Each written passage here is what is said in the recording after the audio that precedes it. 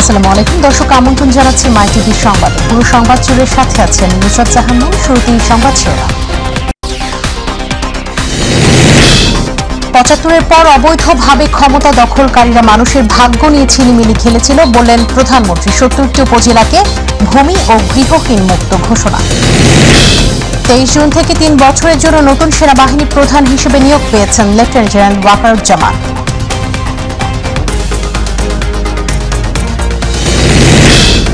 MP আনার হত্যাকাণ্ডের রহস্য উদ্ঘাটনে তদন্ত চলছে জানিয়েছেন স্বরাষ্ট্রমন্ত্রী। চোরাচালান বা রাজনৈতিক দ্বন্দ্বে খুন হবার কথা কখনোই বলা হয়নি। সারা দেশে কত রোহিঙ্গা ভোটার তালিকায় আছে তদন্ত করে তা দাখিলের নির্দেশ দিয়েছেন হাইকোর্ট।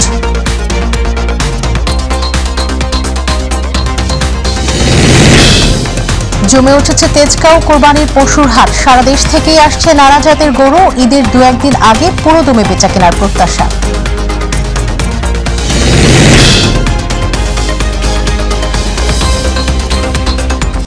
শিরোনাম বলছিলাম, বিস্তারিত সংবাদে যাচ্ছে। লাখো শহীদের রক্তে অর্জিত বাংলাদেশ এগিয়ে যাবে, কেউ ভূমিহীন থাকবে না বলে মন্তব্য করেছেন প্রধানমন্ত্রী শেখ হাসিনা। তিনি বলেন, ৭৫-এর পর অবৈধভাবে ক্ষমতা দখলকারীরা মানুষের ভাগ্য নিয়ে ছিনিমিনি খেলতে ব্যস্ত ছিল। সকালে গণভবন থেকে ভিডিও কনফারেন্সের মাধ্যমে আশ্রয়ন ২ প্রকল্পের আওতায় আরও ১৮,৫৬৬টি ভূমি ও গৃহহীন পরিবারকে জমিসহ বিনামূল্যে ঘর প্রদান অনুষ্ঠানে তিনি এসব কথা বলেন। এর মধ্য দিয়ে দেশের মোট ৭০টি উপজেলাকে ভূমি ও গৃহহীন মুক্ত ঘোষণা করা হলো। কক্সবাজার থেকে রাকিব হাসানের রিপোর্ট। সবার জন্য আবাসন নিশ্চিত করতে প্রধানমন্ত্রী শেখ হাসিনার ড্রিম প্রজেক্ট আশ্রয়ন প্রকল্প 2 এর আওতায় জমিসহ বিনামূল্যে ঘর পেয়েছেন দেশের আরও ১৮,৫৬৬টি ভূমিহীন ও গৃহহীন পরিবার। এরই মধ্য দিয়ে ভূমি ও গৃহহীন মুক্ত হল দেশের আরও ২৬টি জেলার সব উপজেলা সহ মোট ৭০টি উপজেলা। সকালে গণভবন থেকে ভিডিও কনফারেন্সের মাধ্যমে পঞ্চম পর্যায়ের ২য় ধাপে দেয়া এসব ঘর বিতরণ কার্যক্রমের উদ্বোধনী অনুষ্ঠানে যোগ দেন প্রধানমন্ত্রী শেখ হাসিনা। এ সময় সুবিধাবঞ্চিত মানুষদের উদ্দেশ্যে দেয়া বক্তব্যে সরকারের নেয়া নানা উদ্যোগের কথা তুলে ধরেন তিনি। প্রত্যেকটা গ্রামকে আমরা নাগরিক সুবিধা নিয়ে আসবো, প্রত্যেকটা গ্রামের মানুষ নাগরিক সুবিধা পাবে।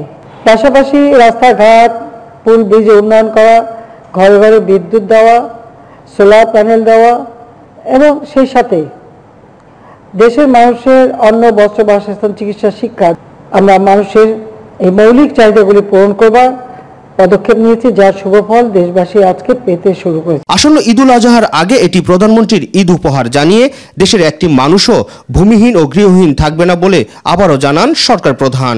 সর্বমোট এখানে আমরা ৭০টি উপজেলা আজকে আমরা এখানে সকলের জন্য বিনামূল্যে ২ কাঠা জমি এবং একটি ঘর, তার সাথে সাথে ল্যাট্রিন, বিদ্যুতের ব্যবস্থা, পানির ব্যবস্থা, সব ধরনের সুযোগ সুবিধা সহ আমরা হস্তান্তর করব। প্রধানমন্ত্রীর পক্ষে মাঠ প্রশাসনের কর্মকর্তারা উপকারভোগীদের হাতে জমির দলিল ও ঘরের চাবি হস্তান্তর করেন। পরে ভিডিও কনফারেন্সে লালমনিরহাটের কালীগঞ্জ, ভোলার চরফ্যাশন ও কক্সবাজারের ঈদগাহ এলাকায় উপকারভোগীদের সঙ্গে মতবিনিময় করেন প্রধানমন্ত্রী শেখ হাসিনা। আশ্রয়ন প্রকল্প 2 এর আওতায় পঞ্চম ধাপের 2য় পর্যায়ে দেশের প্রায় ১৯,০০০ পরিবারকে নতুন করে দেয়া হলো ভূমিসহ জমির মালিকানা। এর মধ্য দিয়ে কক্সবাজার সহ দেশের ৫৮টি জেলাকে সম্পূর্ণ গৃহহীন ও ভূমিহীন মুক্ত ঘোষণা করল শেখ হাসিনা সরকার। প্রধানমন্ত্রীর উপহার স্বরূপ এই ঘর সুবিধা বঞ্চিতদের হাতে তুলে দেন প্রশাসনের কর্মকর্তারা। ঈদগাহ আশ্রয়ন প্রকল্প থেকে রাকিব হাসান, মাই টিভি, কক্সবাজার। সেনাবাহিনী প্রধান হিসেবে নিয়োগ পেয়েছেন লেফটেন্যান্ট জেনারেল ওয়াকারুজ্জামান। আগামী ২৩ জুন থেকে ৩ বছরের জন্য সেনা প্রধান হিসেবে দায়িত্ব পালন করবেন তিনি। আজ আন্তঃবাহিনী জনসংযোগ পরিদপ্তর আইএসপিআর থেকে এক সংবাদ বিজ্ঞপ্তিতে এই তথ্য জানানো হয়েছে। এতে বলা হয়, আগামী ২৩ জুন অপরাহ্ন থেকে lieutenant general Waker-uz-Zaman chief of general staff CGS কে জেনারেল পদবিতে পদোন্নতি প্রদানপূর্বক ওই তারিখ থেকে ৩ বছরের জন্য সেনাবাহিনী প্রধান পদে নিয়োগ দেওয়া হয়েছে। বর্তমান সেনাপ্রধান জেনারেল এস.এম. শফিউদ্দিন আহমেদের স্থলাভিষিক্ত হবেন ওয়াকারুজ্জামান।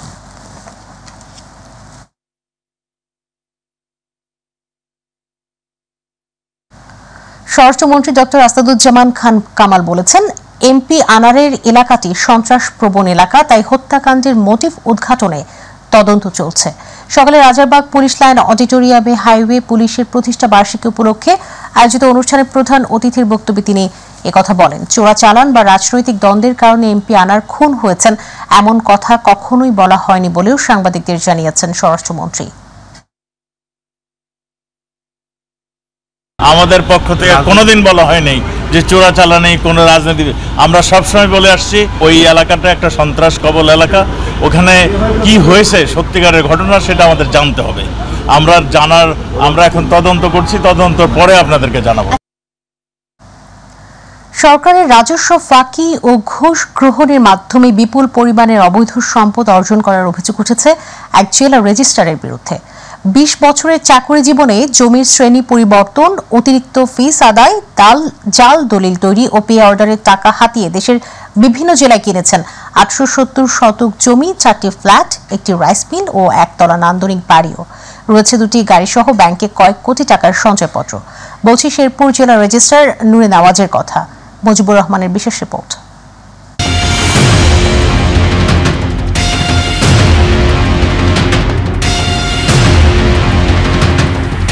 ২০০৪ সালে সাব রেজিস্ট্রার হিসেবে নূর নেওয়াজ চাকরি নেন পিএসসি কোঠায়।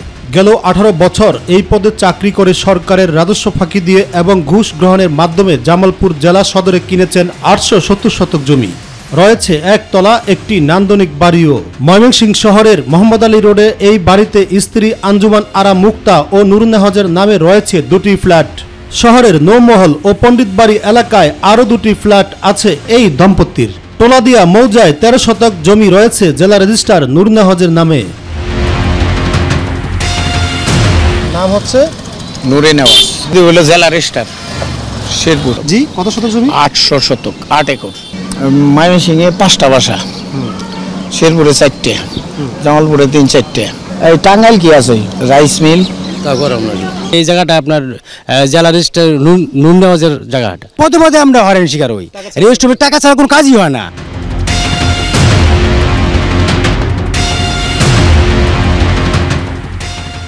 মাই টিভির দীর্ঘ অনুসন্ধানে বেরিয়ে আসে জেলা রেজিস্ট্রার নূর নেওয়াজের থলের বিড়াল।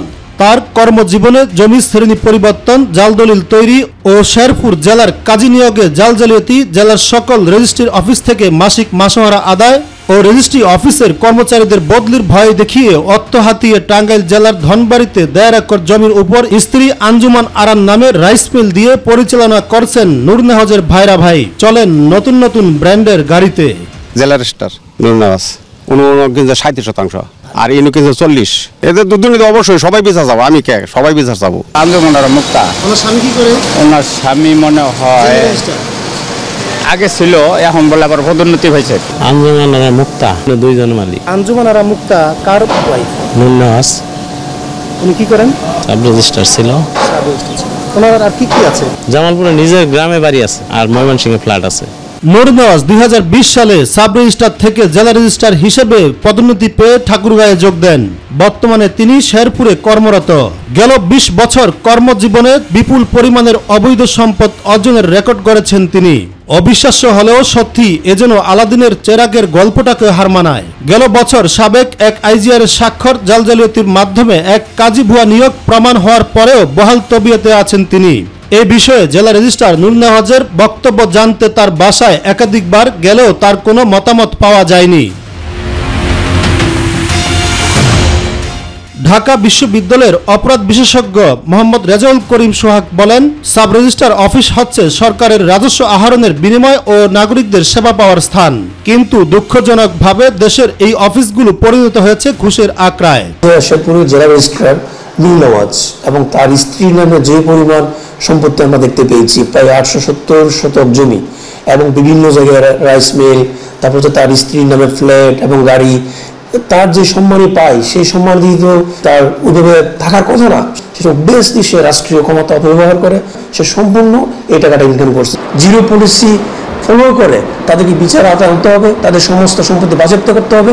দুর্নীতি দমন কমিশনের সিনিয়র আইনজীবী খুরশিদ আলম জানান, জ্ঞাত আয় বহির্ভূত সম্পদ অর্জনকারী যত বড়ই ক্ষমতাধর হোক না কেন কমিশনের ধারা অনুযায়ী ব্যবস্থা গ্রহণ করা হবে। দেখুন, এটা যদি কমিশনের নজরে আসে, কমিশন যদি এটা যাচাই বাছাই করে দেখে যে জ্ঞাত আয় বহির্ভূত সম্পদ আছে, যে যত বড়ই হোক, যত ক্ষমতাশালী হোক, এতে কিছু যায় আসে না। কমিশন তার নিজস্ব আইনি পদ্ধতিতে ব্যবস্থা নেবে। টিআইবির নির্বাহী পরিচালক ডক্টর ইফতেখারুজ্জামান বলেছেন, সাব রেজিস্ট্রার অফিসগুলো দুর্নীতির প্রাতিষ্ঠানিক রূপ পেয়েছে। এই অবস্থা থেকে পরিত্রাণ না পেলে মানুষের দুর্ভোগ কমবে না। বৈধ আয়ের মাধ্যমে এই ধরনের বিশাল সম্পদের মালিকানা অর্জন করা কোনো অবস্থায় সম্ভব নয়। এখানে অনিয়ম সংঘটিত হয়েছে, বৈধ আয়ের সাথে অসামঞ্জস্যপূর্ণ সম্পদ অর্জন করা হয়েছে। তার নামে, পরিবার তার স্ত্রীর নামে যদি একটি সম্পদের তথ্য পাওয়া যাচ্ছে, তাতে এই বিষয়টা অত্যন্ত পরিষ্কার যে এখানে ব্যাপক ধরনের ঘুষ লেনদেনের মাধ্যমে অবৈধ সম্পদের মালিক হয়েছেন। দৃষ্টান্ত স্থাপিত হয় যে এই ধরনের অনিয়ম করলে যেই হোক না কেন তাকে জবাবদিহিতার বিচারের সম্মুখীন হতে হবে। মজিবুর রহমান, মাই টিভি, ঢাকা। সারা দেশে কত রোহিঙ্গা ভোটার তালিকায় আছে তদন্ত করে তা দাখিলের নির্দেশ দিয়েছেন হাইকোর্ট। সকালে বিচারপতি নাইমা হায়দার ও বিচারপতি কাজী জিনাত হকের হাইকোর্ট বেঞ্চ এই আদেশ দিয়েছেন। আগামী 8 আগস্টের মধ্যে তালিকা দাখিলের জন্য নির্বাচন কমিশন, স্থানীয় সরকার সচিব, কক্সবাজার জেলা প্রশাসক সহ সংশ্লিষ্টদের নির্দেশ দেওয়া হয়েছে। এ বিষয়ে এক সম্পূর্ণ আবেদনের শুনানি নিয়ে এই আদেশ দেন আদালত। এর আগে সোমবার সারা দেশে কত রোহিঙ্গাকে ভোটার করা হয়েছে তদন্ত করে তার তালিকা দাখিলের নির্দেশনা চেয়ে রিট করা হয়। নড়াইল জেলার নড়াগাতি থানার কলাবাড়িয়া গ্রামের শেখ আনিসুর রহমানকে হাত পায়ের রক কেটে কুপিয়ে হত্যা মামলার পলাতক আসামি সহ মোট 13 জনকে রাজধানীর শাহবাগ এলাকা হতে গ্রেফতার করেছে র্যাব 3 এবং র্যাব 6।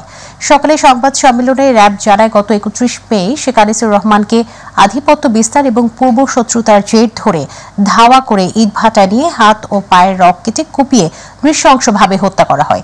এ ঘটনায় মামলা দায়েরের পর গ্রেফতার এড়াতে হত্যাকাণ্ডের সাথে জড়িতরা নিজ এলাকা ছেড়ে ঢাকায় আত্মগোপন করে। পরে গোয়েন্দা নজরদারির ভিত্তিতে তাদের গ্রেফতার করা হয়।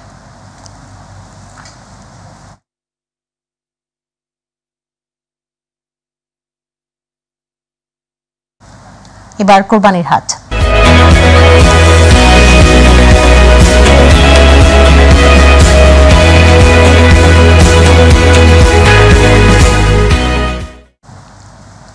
রাজধানীর অন্যান্য হাটের মতো জমে উঠেছে তেজগাঁও কোরবানির পশুর হাট। এই হাটে উঠতে শুরু করেছে নানা জাতের কোরবানির পশু। তবে এখনো ক্রেতাদের পদভারে মুখর না হলেও গরু বিক্রেতারা বলছেন, ঈদের 2-1 দিন আগ থেকে জমে উঠতে পারে কোরবানির পশুর হাট। আবু সাইদপুর রিপোর্ট। রাজধানীর মোট 22টি কোরবানির পশুর হাটের মধ্যে পিছিয়ে নেই তেজগাঁও কোরবানির পশুর হাট। আর এই হাটে উঠতে শুরু করেছে দেশি বিদেশি গরু সহ নেপালি ও ভারতীয় গরু। তবে এই হাটে ছাগল নেই বললেই চলে। তবে পশু বিক্রেতারা বলছেন, গেলবারের চেয়ে এবার কম ক্রেতা পাচ্ছেন। আর যারা আসছেন তারা বাজেটের মধ্যে কোরবানির পশু ক্রয় করতে ঘুরছেন। তবে যেভাবে পশু খাদ্য ক্রয় করে অর্থ ব্যয় করে লালন পালন করা হয়েছে তার চেয়ে কম দাম বলছেন ক্রেতারা। আশা করে আনছি, খরচপাতি করছি, টাকাটা যেন আল্লাহ উঠে বের দেয়, এই আল্লাহ আনছি। খরিদ্দার নাই, কিন্তু সেভাবে দামও হচ্ছে না। তো বর্তমান প্রেক্ষাপটে দেখতেছি অনেক আগে থেকে মানুষ তার পছন্দের যার যে গরুটাকে কোরবানি দিবে, যে পশুটাকে কোরবানি দিবে, সেই পশুটাকে অনেক দিন আগে থেকেই তারা দেখতেছে, শুনতেছে, খরিদ করে রাখতেছে। ক্রেতাদের জন্য যেমন মনে করেন ওনারা ওনাদের পছন্দ মতো আইসা ঘুইরা দেখা যেন সুন্দর মতো বাইচে একটা গরু ওনারা নিতে পারে, সেই জন্য যা যা সাপোর্টিং দরকার সেটা আমরা করতেছি। আশা ছিলাম যে গরু নিয়ে আসলাম যে দাম পাবো বলে, কিন্তু এখনো পাটিপত্র নাই। যে ঈদের আগে মনে করলাম যে দাম পাবো বলে, এখনো আশায় আছি। আর অতীতের তুলনায় এবার দাম বেশি হওয়ায় বিভিন্ন কোরবানির পশুর হাটে ছুটছেন ক্রেতারা। দাম কমার প্রত্যাশায় ঈদের 2 দিন আগে কোরবানির পশু ক্রয় করবেন তারা। তেজগাঁও বাজারের পরিস্থিতি এখন ভালো, তবে ক্রেতাদের একটু এই গরমে বৈরী আবহাওয়ার জন্য মনে হচ্ছে যে একটু ভিড় কম হচ্ছে। মানে আবহাওয়া যদি একটু ভালোই থাকে তাহলে হয়তো ক্রেতাদের আগমন আর আগের থেকে আরো বাড়বে। একটু গরুর দাম একটু বেশি মনে হচ্ছে, যেহেতু সবকিছুর দাম বেশি সেই অনুসারে দামটা একটু বেশি হওয়াটাই স্বাভাবিক। তারপরেও আমরা চেষ্টা করছি যে আমাদের সামর্থ্য অনুযায়ী যেখানে একটু কমে পাবো সেখান থেকে আমরা গরু কিনবো। কোরবানি ঈদের আর মাত্র 5 দিন বাকি। এর মধ্যে জমে উঠতে শুরু করেছে রাজধানীর বিভিন্ন পশু হাটগুলো। আর এ থেকে পিছিয়ে নেই তেজগাঁও পশুর হাটও। তবে বিক্রেতারা বলছেন ঈদের 2 থেকে 3 দিন আগে বেচাকেনা বেশ জমে উঠবে বলে মনে করছেন তারা। তেজগাঁও পশুহাট থেকে আবু সাইদ অপু, মাই টিভি, ঢাকা। তীব্র গরমে আবারও অতিষ্ঠ হয়ে উঠেছে জনজীবন। এই পরিস্থিতি আরও 2 দিন অব্যাহত থাকতে পারে বলে জানিয়েছে আবহাওয়া অফিস। তবে অস্বস্তি থাকতে পারে 3 দিন। সকাল থেকে পরবর্তী 72 ঘন্টার পূর্বাভাসে এই তথ্য জানানো হয়েছে। তাপপ্রবাহ নিয়ে বিজ্ঞপ্তিতে বলা হয়, খুলনা বিভাগ সহ গোপালগঞ্জ, রাজশাহী, পাবনা ও পটুয়াখালী জেলাসমূহের উপর দিয়ে মৃদু থেকে মাঝারি ধরনের তাপপ্রবাহ বয়ে যাচ্ছে এবং তা অব্যাহত থাকতে পারে। তাপমাত্রার পূর্বাভাসে বলা হয়েছে, সারা দেশে দিন এবং রাতের তাপমাত্রা প্রায় অপরিবর্তিত থাকতে পারে। অতিরিক্ত আর্দ্রতার কারণে অস্বস্তি অব্যাহত থাকতে পারে। আর দর্শক, এর সাথে সংবাদের শেষ প্রান্তে আমরা শিরোনাম জানিয়ে দিব আরও একবার। ৭৫-এর পর অবৈধভাবে ক্ষমতা দখলকারীরা মানুষের ভাগ্য নিয়ে ছিনিমিনি খেলেছিল বললেন প্রধানমন্ত্রী। ৭০টি উপজেলাকে ভূমি ও গৃহহীন মুক্ত ঘোষণা। 23 জুন থেকে 3 বছরের জন্য নতুন সেনাবাহিনী প্রধান হিসেবে নিয়োগ পেয়েছেন লেফটেন্যান্ট জেনারেল ওয়াকারুজ্জামান।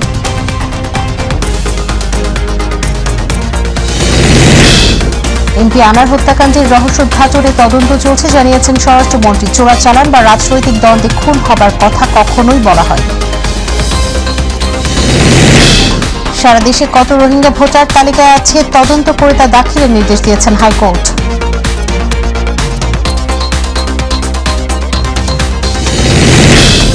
জমে উঠেছে তেজগাঁও কোরবানির পশুর হাট। সারা দেশ থেকেই আসছে নানা জাতের গরু। ঈদের 2-1 দিন আগে পুরোদমে বেচা কেনার প্রত্যাশা।